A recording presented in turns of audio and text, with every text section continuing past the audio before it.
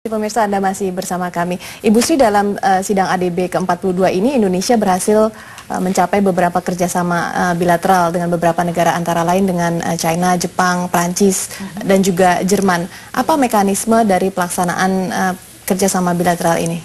Indonesia sebetulnya terus menjaga hubungan bilateral ini secara baik, karena hubungan ekonomi di antara Indonesia dengan negara di dunia biasanya bisa melalui jalur perdagangan, melalui jalur investasi, dan juga dari jalur government to government seperti bantuan untuk program baik dalam bentuk grant, soft loan, ataupun dalam bentuk loan yang biasa. Jepang dengan Cina terutama ada dua yang sangat penting di dalam kemajuan yang belum pernah terjadi sebelumnya, yaitu Indonesia dengan Jepang dan Indonesia dengan Cina melakukan persetujuan untuk melakukan swap mata uang yang disebut bilateral swap. Apa maknanya? Maknanya selama ini Asia dan sebetulnya ekonomi global itu didominasi oleh penggunaan mata uang dolar di dalam transaksi antar negara di dunia. Jadi walaupun Indonesia itu partner dagang dan investasi terbesarnya itu termasuk adalah Jepang dan Cina, namun di dalam pembayaran itu sering kita menggunakannya adalah melalui dolar dulu, sehingga sering permintaan terhadap dolar itu menjadi terlalu eksesif, terlalu tinggi, padahal mungkin yang real tidak terlalu besar. Sementara dua currency ini tidak pernah melakukan pertukaran secara langsung, sehingga memunculkan biaya transaksi. Nah, dengan adanya swap bilateral, dan ini biasanya didukung juga dengan bank sentral masing-masing, maka dua bank sentral memiliki suatu kesepakatan untuk memegang reserve dari mata uang lawannya secara langsung.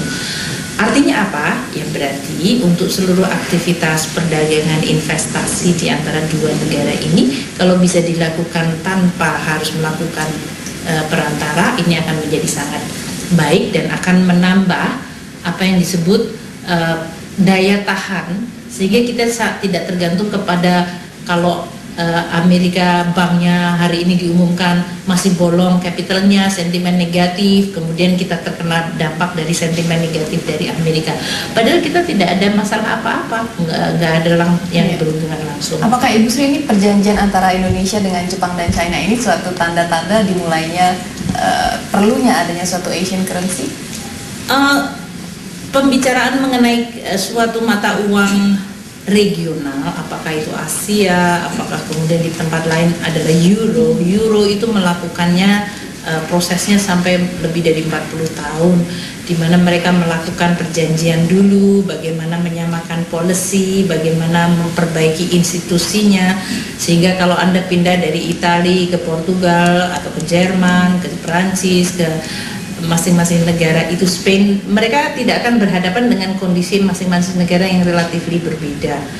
Sesudah kebijakan fiskalnya kira-kira disamakan, kualitasnya, ekonominya agak sehat, mata uangnya kemudian mereka integrate. Asia ini masih mungkin jauh, walaupun mungkin saya tidak mengatakan itu bukannya tidak mungkin. ASEAN 10 baru saja mengatakan ASEAN Economic Community 2015. Itu untuk perdagangan, investasi, jasa yang makin bersatu, di mana kita tidak lagi bicara tentang each country policy, tetapi kita menjadi satu region sebagai suatu market yang sama. Kemudian ASEAN Plus 3 lebih jauh lagi, karena ini polisinya masih berbeda-beda. Kita tidak ada di dalam ASEAN itu kesepakatan bahwa fiskalnya tidak boleh lebih dari 3%. Kalau di Eropa itu ada undang-undangnya. Di kita, Indonesia punya undang-undang nggak boleh 3%. Tapi negara-negara lain di tetangga kita ada yang -4, ada yang -5, ada yang surplus seperti Singapura. Sehingga berbeda sekali satu sama lain. Jadi saya akan katakan kita mungkin kalau ASEAN plus 3, konsentrasinya bagaimana menguatkan kerjasama dan policy ini. Tapi yang tadi disebutkan bilateral swap adalah untuk mengurangi ketergantungan terlalu berlebih terhadap satu currency global yang disebut dolar. Ya, berarti masih dalam konteks bilateral antara masing-masing bilateral tersebut. Baik, betul. Ibu, dengan Prancis, pemerintah Indonesia juga ada mendapatkan dana climate change yang nilainya 500 juta dolar Amerika. Apakah ini masih dalam koridor carbon market, pasar karbon? Pada dasarnya isu mengenai climate change itu kan berlapis-lapis banyak sekali. Untuk Indonesia itu menjadi begitu relevan karena kita itu masih merupakan pemain baru, padahal kita adalah host yang baik pada saat isu climate change. Dan di dalam konteks dunia, untuk pertemuan Copenhagen nanti, mereka akan membuat suatu kesepakatan baru penurunan target karbon di seluruh dunia. Nah, Indonesia karena masih baru, dulu kita selalu defensif karena dianggap hutan kita dipotongin, kemudian terjadi illegal logging, rusak lingkungan, dan kita di-accuse sebagai emitter atau penghasil karbon, bukan karena kita sudah negara industri, tapi karena kawasan hutan kita rusak. Makanya untuk Indonesia banyak sekali program climate change yang sebetulnya tidak untuk melayani agenda dunia saja.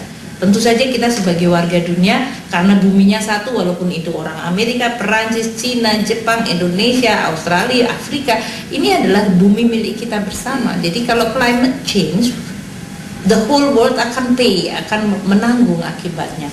Sehingga semua harus ikut kontribusi menyelesaikan. Nah, program dengan Perancis, dengan Jepang, dengan apa yang kita rintis selama ini pada dasarnya untuk membangun kapasitas dari pemerintah, pusat dan daerah, private sector, termasuk masyarakat secara umum untuk mulai familiar dan kemudian mengkonstruksikan polisi-polisi untuk bisa lebih konsisten di dalam mengagendakan suatu upaya mengurangi emisi karbon di Indonesia. Yang paling relevan adalah tentang reforestasi, bagaimana menghutankan kembali atau meningkatkan kemampuan kita untuk menyerap karbon. Tidak hanya hutan tapi juga lautan kita penting. Kemudian mendesain energi sektor kita jangan menghasilkan energi yang terlalu polluted atau yang sangat polut atau kotor. Ini semuanya juga penting, transportasi, energi, kehutanan, kemudian kelautan itu penting. Baik Ibu, dalam sidang ADB yang lalu beberapa rekomendasi berhasil dicapai, namun selengkapnya kita bahas kembali setelah jeda berikut ini. Pemirsa tetaplah bersama kami, Dialog Opportunity in Crisis masih akan kembali sesaat lagi.